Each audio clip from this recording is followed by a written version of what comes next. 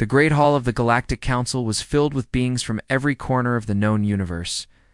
There were creatures made of crystal, beings that floated on clouds of gas, and entities that existed as pure light. Among all of them, the human delegation sat in the smallest section. As they had for 300 years, Ambassador Laura Mitchell stood at the central podium, her hands steady, despite the anger burning in her chest. She had spent 20 years of her life fighting for this moment, preparing the strongest case humanity had ever made for full membership in the Galactic Council. Behind her, holographic displays showed everything humans had contributed to galactic civilization. Medical cures that had saved billions of alien lives. Engineering projects that had connected distant star systems. Military sacrifices that had protected worlds that humans had never even visited. The Velthari High Speaker, a being of sharp crystal edges and cold blue light, rose to deliver the Council's decision. His voice echoed through the chamber like breaking glass. The Council has reviewed humanity's application for full membership status. After careful consideration of all factors, including technological development, its cultural maturity, and species temperament, the Council has decided to maintain humanity's probationary status. This decision is final and will not be reviewed for another 50 standard years. Laura felt something break inside her. Not her spirit, not her hope. Something older and deeper. The part of her that had always believed that if humans just tried hard enough, proved themselves worthy enough, the galaxy would eventually accept them. She looked down at her notes, at the carefully prepared response she had written for exactly this outcome. Diplomatic words. Professional words. Words that would keep the door open for future generations to try again. She threw the notes away. 300 years, she said, her voice quiet but carrying through the silent chamber.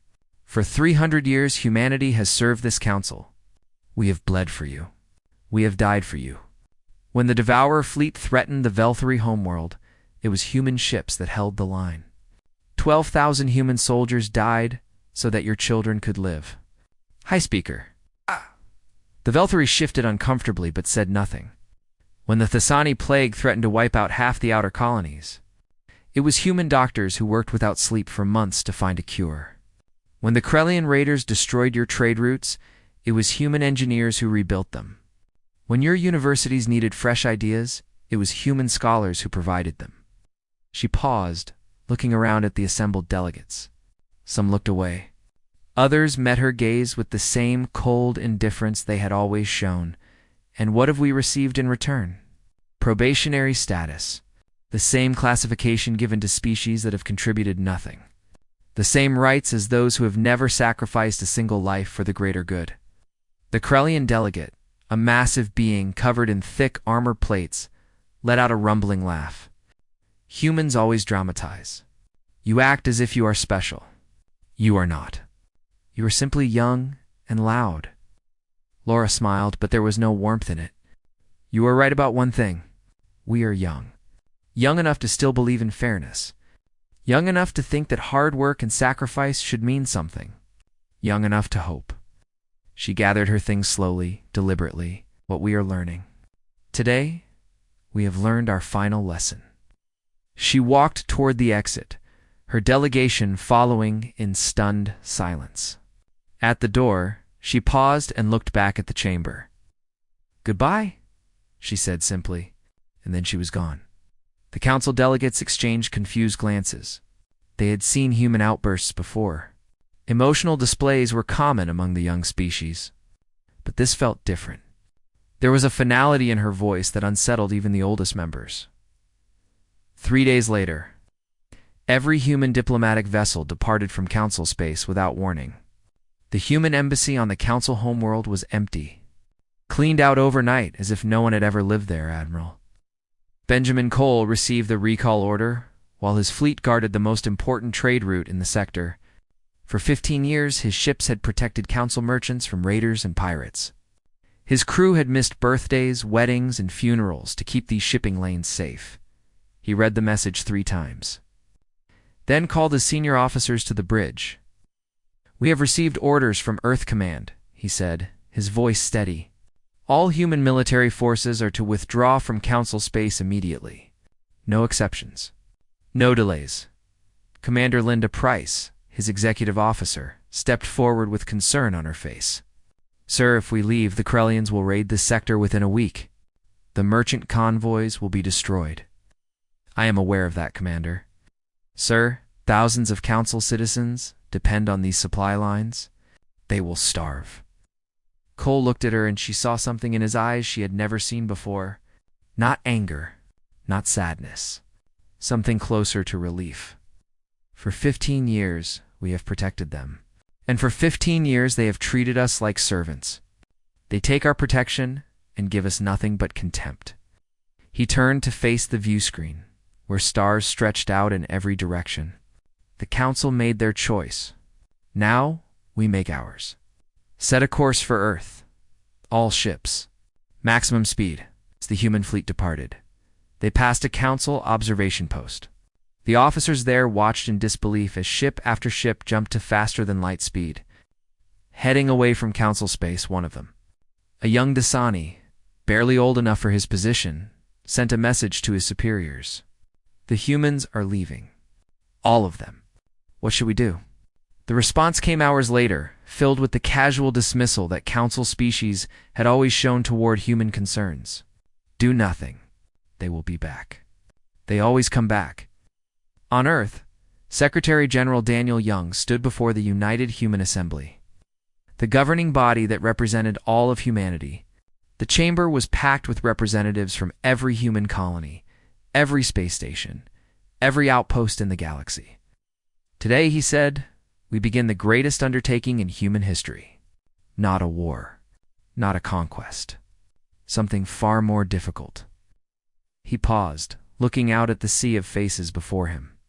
We are going to walk away. Murmurs rippled through the assembly. Walking away was not something humans did. They fought. They struggled. They persisted against impossible odds. It was the core of their identity. For 300 years, we have tried to earn a place at the galactic table. We have given everything we have.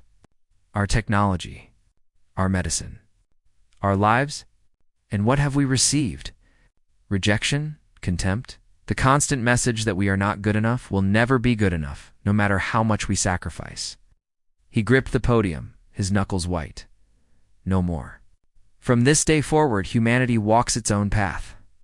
We will build our own future, far from those who despise us. And when they finally realize what they have lost, it will be too late. The vote was unanimous. Humanity would depart from galactic affairs entirely. The greatest exodus in history had begun. The news spread across the galaxy faster than any ship could travel. Humans were leaving. Not just the diplomats. Not just the military. Everyone. On the medical station orbiting Thiessen for ER, Dr. Amy Harper packed her belongings into a small bag. She had lived here for 18 years, longer than she had lived anywhere else. The walls were covered with pictures drawn by the Sani children she had treated, gifts from families she had saved. She took none of them. Her colleague Then watched her with his 4 blue arms crossed over his chest. The soft fur that covered his body was standing on end, a sign of deep distress among his people. You cannot do this, he said. The southern continent is facing an outbreak of crystal fever. Without your expertise, thousands will die. Amy continued packing, without looking up. I stayed for the last outbreak, and the one before that. I missed my daughter's first steps, her first words, her first day of school. I watched my son grow up through video calls because I was too busy saving the Sani lives to be there for him. But the children here need you. She finally stopped and looked at him, and my children needed me too. But I chose to stay because I believed it mattered. I believed that if I just helped enough, sacrificed enough, your people would eventually see us as equals. She zipped her bag closed with a sharp motion. 3 days ago, your government voted against human membership for the 19th time. Your representative called us emotionally unstable. He said we lacked the maturity for full partnership. She picked up her bag and walked toward the door. I spent 18 years proving him wrong, and it changed nothing. Then followed her into the corridor. That was politics. This is medicine. They are different. Amy laughed. but it was not a happy sound. They were never different. Every time I saved a life, every breakthrough I made, your politicians used it as proof that humans are useful tools. Not partners. Not equals. Tools. She stopped at the airlock where her transport waited. I am done being useful. She stepped through the airlock without looking back. Then stood there for a long time, watching the empty doorway. Across the galaxy, similar scenes played out on 1,000 worlds. Human engineers shut down the power plants they had built and maintained for decades. Human teachers delivered their final lessons to students who had never appreciated them.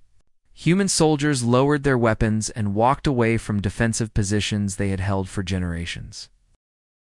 On the industrial world of Keth Major, Chief Engineer Samuel Brooks supervised the shutdown of the largest fusion reactor complex in the sector. His team had designed this facility, built it with their own hands, and kept it running through every crisis for 30 years. It powered half the planet. The Kethan officials watched in horror as one system after another went dark. You cannot do this, the planetary governor said, his voice shaking. Millions depend on this power. Samuel handed him a datapad. Everything you need to run this facility is on here. Maintenance schedules, operating procedures, emergency protocols. We documented it all. But we do not have engineers who understand this technology. You had 30 years to learn. You chose not to. Samuel walked toward the exit with his team. You always assumed we would be here, that humans would always fix things for you, that we would never leave. The governor grabbed his arm. Wait, please. We can negotiate. We can offer better terms. Samuel pulled his arm free gently, but firmly. It is not about terms. It is about respect, and you cannot negotiate that. It has to be given freely. He looked at the darkening facility around them. Good luck. The reactor complex fell silent for the first time in 30 years. Within a month, power rationing would begin. Within a year, the planetary economy would collapse. On the council homeworld, High Chancellor Voss called an emergency session. The ancient being of writhing tentacles and calculating mind had ruled the council for over 2 centuries. He had never faced a crisis like this. They will return, the Velthari representative insisted. Humans are emotional. They will calm down and realize they need us. Do they need us? Asked the Thessoni delegate quietly. What exactly do we provide them? The chamber fell silent. It was a question no one had ever thought to ask. Voss transmitted a formal message to Earth's government. It was carefully worded, acknowledging past grievances while suggesting a path forward. He offered committees to review humanity's status, discussions about improving relations, promises to consider reforms. The response came within an hour. It contained a single word: no. Voss read it 3 times, certain he was misunderstanding. In all his centuries of diplomacy, no species had ever simply said no to the council. There were always negotiations, conditions, demands. That was how the galaxy worked. But humans, it seemed, were done with how the galaxy worked. Secretary General Daniel Young sat in his office on Earth, reading reports from every corner of human space. The withdrawal was proceeding smoothly. Human populations on alien worlds were being evacuated without incident. Human technology was being removed or disabled. Human knowledge was being gathered and protected. His aide, a young woman named Carmen Torres, entered with more reports. Sir, the Rathani have requested emergency talks. They say they are willing to discuss full partnership status. Daniel did not look up from his reading. The Rathani voted against us 14 times. They called humans a genetic mistake at the last assembly. They say circumstances have changed. No, Daniel finally looked at her. Circumstances have not changed. We have changed. We have finally stopped hoping that if we just work hard enough, sacrifice enough, beg enough, they will accept us. He turned back to his reports. Tell them no. Tell all of them no. We are not negotiating. We are leaving. Carmen hesitated. Sir, some people are worried. Leaving everything behind, starting over in unknown space? It is a big risk. Daniel smiled for the first time in months. It is, but staying was a bigger one. Staying meant teaching our children that their worth depends on what others think of them, that they should accept contempt if it comes with a place at the table. He shook his head. That is not a lesson worth teaching. In the deep reaches of space, far from Council territory, human ships gathered at a designated point. Engineers and scientists, soldiers and teachers, doctors and artists. The greatest collection of human talent ever assembled, is ready to build something new. Admiral Benjamin Cole stood on the bridge of his flagship, watching the fleet assemble. His granddaughter, a young officer named Sophie, stood beside him. "Grandfather," she said, "are we really never going back?" He put his hand on her shoulder. "We are going forward, Sophie. That is what humans do. When a door closes, we do not spend our lives trying to force it open. We find another door. Or we build one ourselves." The fleet turned toward the unknown, toward a future they would create with their own hands. Behind them, the stars of Council space grew dim and distant. The galaxy watched them go and wondered. For the first time, if it had made a terrible mistake, 5 years had passed since the humans left. The galaxy had changed in ways that no one had predicted. The trade route that Admiral Cole's fleet once protected had become a graveyard of merchant ships. Krellian raiders attacked without fear now, knowing that no human weapons would answer the distress calls. The Council sent its own warships, but they lacked the tactics, the courage, and the stubborn refusal to retreat that had made human defenders so effective. On Thesan 4, the outbreak that Dr. Amy Harper had warned about had spread beyond control. Crystal fever killed thousands every week, and the remaining doctors could not stop it. They had the treatment protocols Amy had developed, but they did not have her ability to adapt when the disease mutated. Her instinct for finding solutions that no one else could see. Then stood in an empty hospital ward, surrounded by beds that would soon be filled with the dying.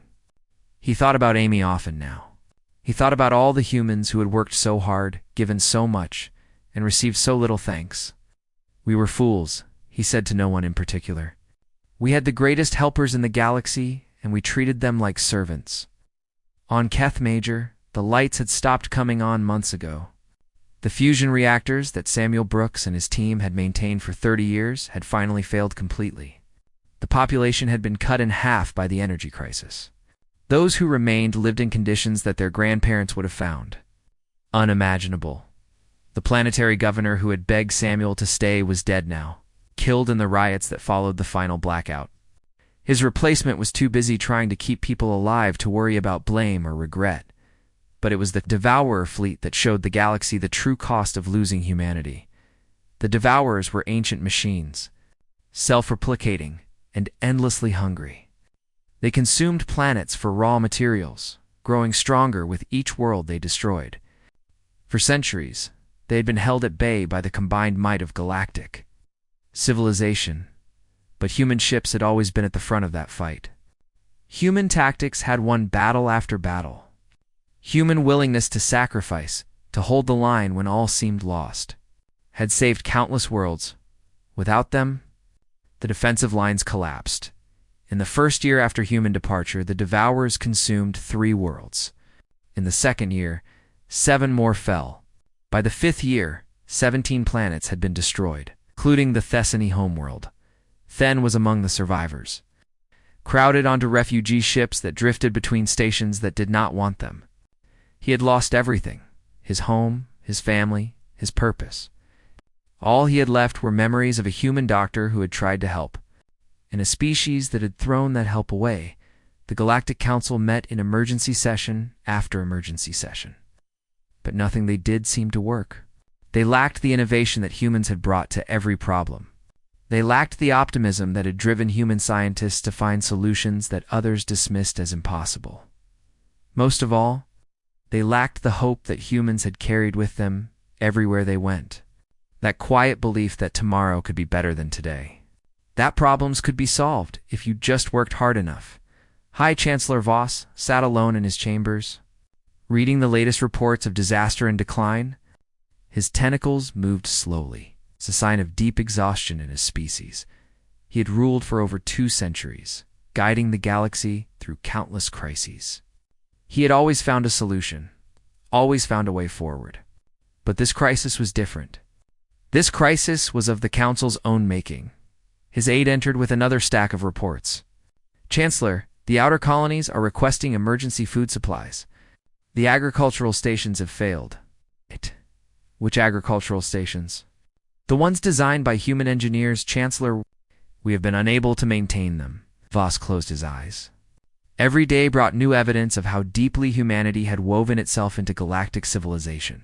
They had not just helped with big projects and major crises. They had quietly improved everything they touched, often without anyone noticing. Now they were gone, and everything was falling apart. Far from Council space, in a region once considered worthless, humanity was building something new. The first scouts who ventured into human territory brought back images that shocked the galaxy. Massive orbital habitats, larger than anything the Council had ever constructed. Terraforming projects that turned dead worlds into gardens. Shipyards that stretched across entire star systems. Secretary General Daniel Young had retired, placed by a new leader named Rachel Santos. She was younger, born after the withdrawal began. Raised in a culture that did not carry the old wounds of rejection and contempt. But she understood what those wounds had meant. She had grown up hearing stories of her grandparents' generation, of the sacrifices they had made for species that despised them, of the hope that had finally died. She stood before the human assembly, delivering her annual address. 10 years ago, our parents and grandparents made a choice. They chose to walk away from a galaxy that did not want them, to build something new in the darkness between stars. Some called it running away. Some called it cowardice. She paused, looking out at the assembled representatives. But I call it courage.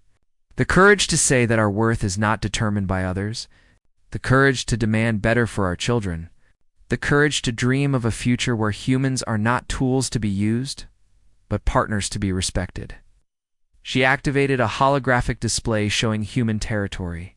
It had grown dramatically in 5 years, expanding faster than anyone had predicted. Look at what we have built. Schools where our children learn without being told they are inferior. Hospitals where our doctors heal without being treated as servants. Cities where our artists create without being dismissed as primitive. The display zoomed out, showing the border between human and council space. They have contacted us. The council, I mean. They want to negotiate. They want us back. She smiled grimly. 5 years ago, they said we were too emotional, too immature for full partnership. Now they beg for our help, while their worlds burn and their people starve. She turned off the display. We will not go back. Not because we hate them, not because we want revenge, but because going back would mean teaching our children that if you just beg hard enough, the people who hurt you might stop hurting you. Her voice grew stronger. That is not a lesson worth teaching. Our children deserve better.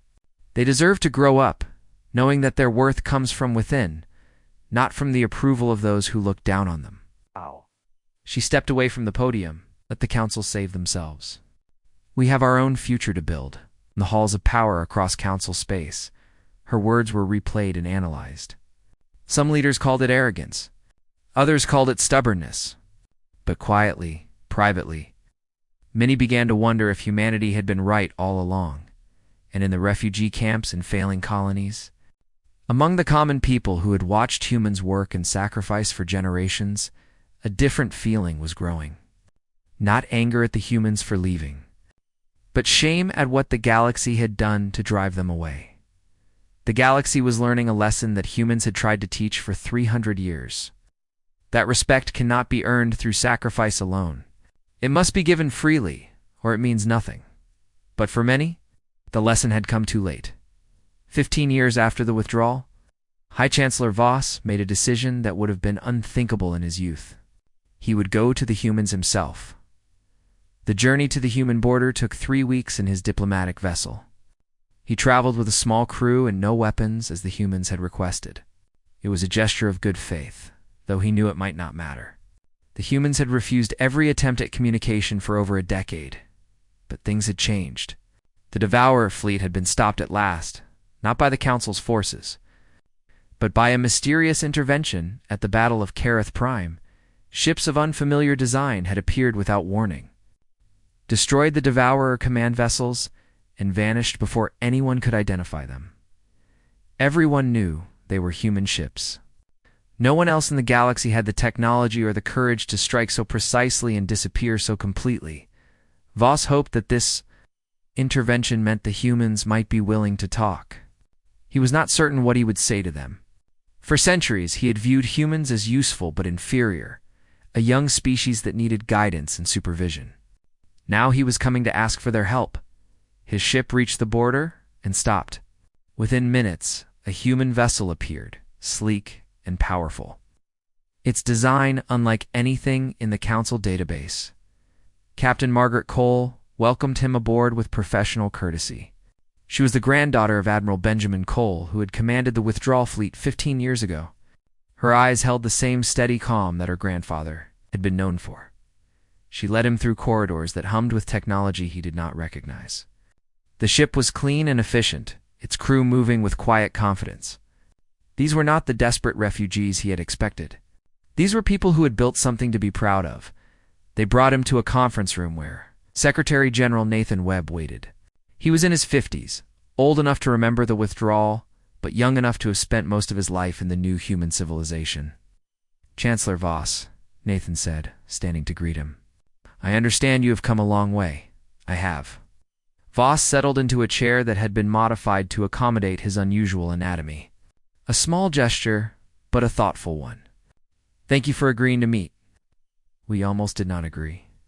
Many of my advisors believe that talking to the Council is a waste of time." Nathan sat down across from him. "But I convinced them that hearing what you have to say costs us nothing." Voss had prepared speeches, arguments, offers of trade and partnership, but looking at Nathan's calm, unreadable face, he realized that none of them would work. The humans did not need anything the Council could offer. "I have a question," he said finally. "Before we discuss anything else, I need to understand something." Nathan nodded. "Ask. Why did you help us?" "At Kareth Prime, the Devourer fleet would have destroyed 20 more worlds if you had not intervened. But you had no obligation to save us.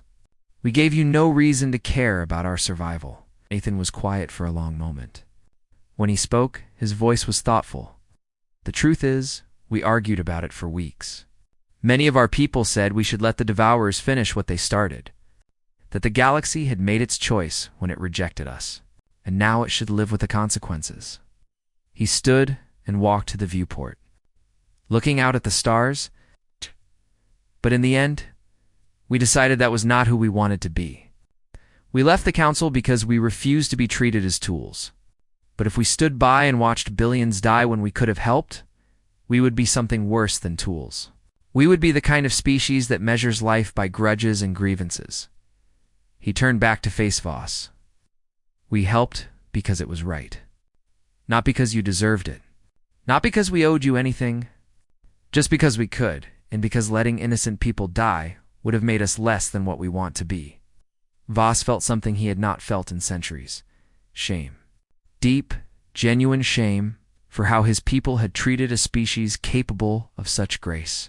"I do not know how to respond to that," he admitted. "You do not have to respond. I am not telling you this to make you feel guilty. I am telling you because you asked and because you deserve an honest answer." Nathan returned to his seat. "Now, what did you come here to say?" Voss gathered his thoughts. "The galaxy is dying, Secretary General. Not quickly, not dramatically, but steadily. Every year, we lose more ground. Our technology stagnates. Our economies contract. Our people lose hope." He paused, his tentacles moving in patterns of distress. "For centuries, we told ourselves that humans were useful but replaceable, that your contributions, while helpful, were not essential. We were wrong. Your species brought something to galactic civilization that we did not recognize until it was gone. What was that?" "Possibility." Voss leaned forward. "You saw problems as challenges to be solved, not obstacles to be accepted. You believed that tomorrow could be better than today, that hard work and creativity could overcome any difficulty. We called it naivety. We called it childishness, but it was actually your greatest gift. Nathan listened without expression. Without that gift, we have become a galaxy of pessimists. We manage decline. We ration hope. We tell our children that the best days are behind us. Boss's voice cracked slightly. I have ruled for over 2 centuries, and I have never felt so helpless. The room was silent for a long moment. What are you asking for, Chancellor? I am asking you to come back. Not as probationary members, not as junior partners, as equals, full and unconditional. We will reform the Council. We will change the laws that treated you as inferior. We will do whatever it takes. Nathan shook his head slowly. No, please. I know we do not deserve your forgiveness. But the innocent people suffering in Council space do not deserve to pay for our mistakes. You misunderstand me, Chancellor. I am not saying no because of what was done to us. I am saying no because going back would be wrong for humanity. He leaned forward, his eyes meeting Voss's directly. For 300 years, our ancestors begged for acceptance. They sacrificed everything trying to prove themselves worthy. And what did it teach them? That their worth depended on others. That they needed outside approval to feel complete. He shook his head. We will not teach that lesson to our children. We have built something here, Chancellor. Something that does not depend on Council approval or galactic acceptance. Something that belongs to us alone. Voss felt despair settling into his heart. Then there is no hope. You will simply watch us decline while you prosper. Nathan was quiet for a moment. Then he spoke carefully. I did not say we would not help. I said we would not come back. Those are different things. Pressed a control on the table, and a holographic display appeared. It showed a massive structure, a ring of dark metal and glowing energy that dwarfed anything Voss had ever seen. We call it the Exodus Gate. It is a portal to another galaxy, 2 million light years away. We have been building it for 5 years, and it will be complete within another 5. Voss stared at the image, unable to comprehend the scale of what he was seeing. We are leaving, Nathan continued. Not just Council space. The entire Milky Way. We are going somewhere completely new, somewhere we can build without old hatreds and ancient grudges holding us back. You would abandon this galaxy entirely? We would give this galaxy a choice. Nathan adjusted the display to show a list of names and numbers. Any being who wishes to join us may apply. We do not care about species or origin. We care about character, about willingness to build something new together. He looked at Voss with something that might have been compassion. Thousands have already applied, Chancellor. From every species in Council space. Scientists, artists, engineers, ordinary people who want to be part of something hopeful. They will come with us, and together we will build a civilization that has never existed before. Voss understood then that he had not just lost a negotiation. He had witnessed the beginning of something he could not stop. And those who do not come? Nathan's expression was sad, but firm. They will have to save themselves. We cannot do it for them. We tried that for 300 years, and all it did was teach both sides the wrong lessons. He stood, signaling that the meeting was over. Go back to your council, Chancellor. Tell them what I have told you. Tell them that humanity is leaving, but the door is open for any who wish to follow. And tell them that we bear no grudges, hold no hatred.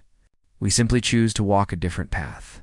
Aus rose slowly, feeling older than he had ever felt. I will tell them.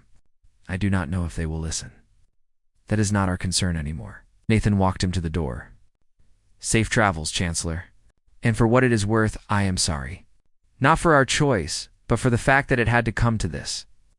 Voss nodded and walked away, carrying with him the weight of 300 years of mistakes that could never be undone. 20 years after humanity began its withdrawal, the Exodus Gate opened for the first time. The structure was visible from halfway across the galaxy, a ring of impossible size that glowed with energy patterns that Council scientists could not begin to understand. Human engineers had discovered principles of physics that the galaxy's oldest civilizations had missed, and they had used those principles to build a doorway to another universe. Secretary General Marcus Webb stood on the observation deck of the command station, watching the final preparations. He was the fourth leader since the withdrawal began. A man who had spent his entire adult life helping to build what humanity would take through that gate. Beside him stood his daughter, Lieutenant Alina Webb, who would command one of the lead ships through the portal. She was 23 years old, born after the withdrawal. Raised in a civilization that had never known the weight of council contempt. "Are you nervous?" Marcus asked her. She smiled. "A little. But mostly, I am excited. A new galaxy, Father. New stars, new worlds, new possibilities. Everything our ancestors dreamed about when they first looked up at the sky." Marcus put his hand on her shoulder. "They would be proud of you. All of them. Every human who ever suffered so that we could have this moment."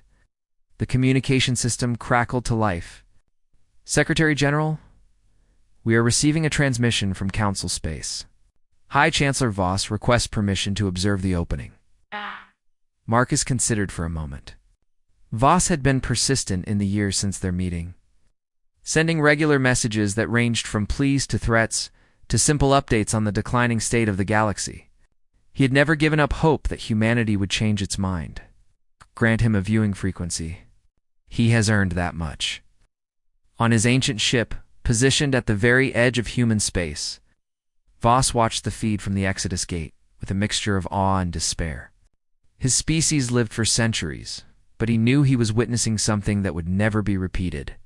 A moment that would be remembered long after the stars themselves went dark.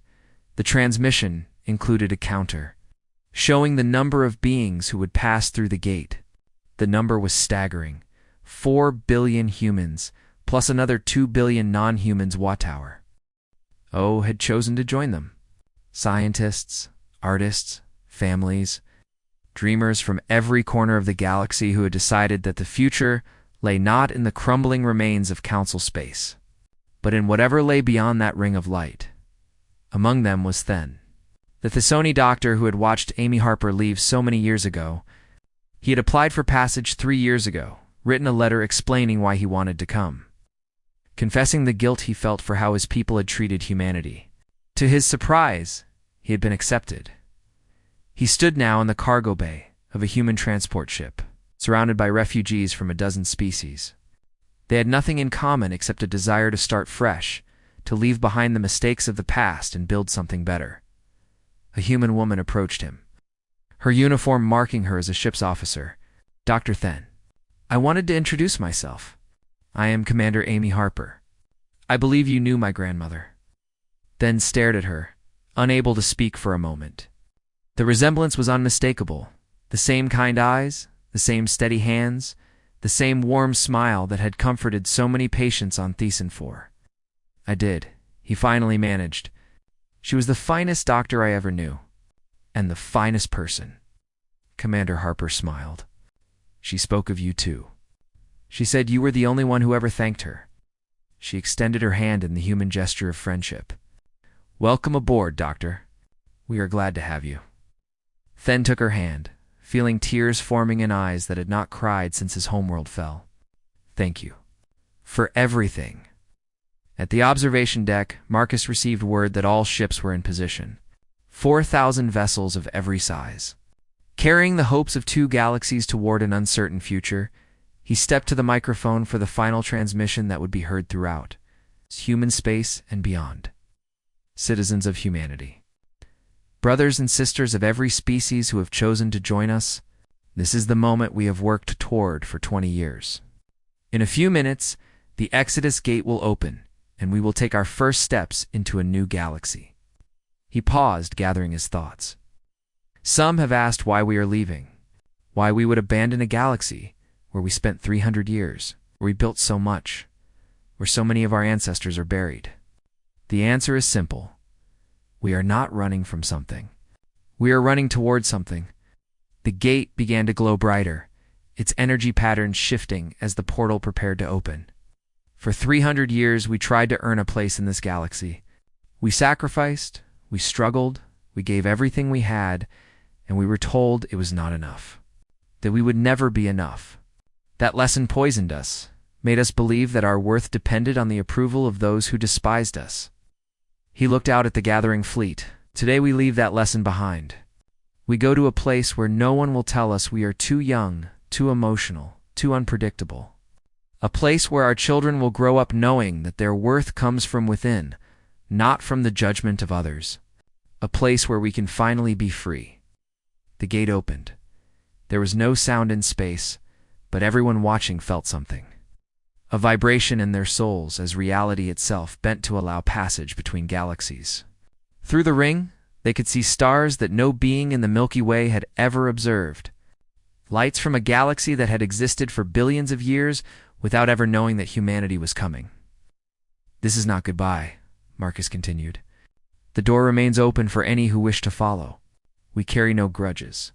Hold no hatred for those who stay behind. We simply choose a different path. The first ships began moving toward the gate, their engines glowing against the darkness. To those we leave behind, we wish you well. May you find the wisdom you need to build a better future. May you learn the lessons we tried to teach you for 300 years. And may you remember us not with anger or bitterness, but with understanding. Elena's ship was among the first to reach the gate. She looked back one final time at the galaxy where her ancestors had struggled and suffered, then turned to face the unknown ahead.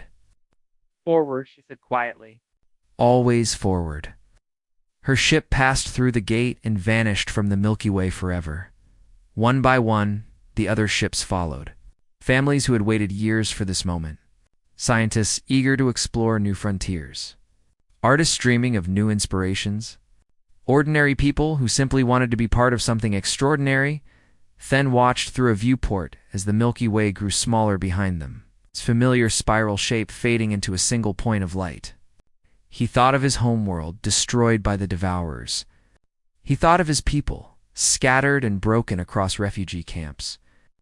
He thought of everything he had lost, but he also thought of Commander Harper's smile, of the warmth in her voice when she welcomed him aboard.